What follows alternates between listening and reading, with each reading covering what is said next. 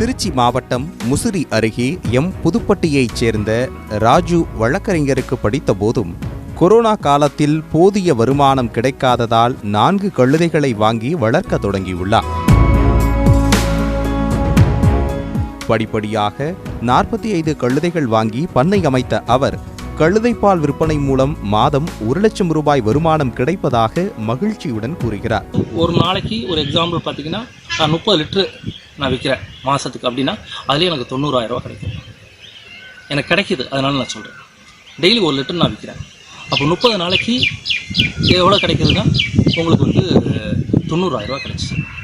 அதே மாதிரி எனக்கு கழுதை லத்தி இருக்குது பார்த்தீங்களா, கழுதை லத்தியிலேருந்து எனக்கு எவ்வளோ கிடைக்கும் அப்படின்னா குறைஞ்சது நான் ஒரு 50 கிலோ நான் விற்கிறேன். எனக்கு எப்படினாலும் அதுலேருந்து ஒரு குறைஞ்சதே நான் அதுலேருந்து ஒரு 10,000 ரூபா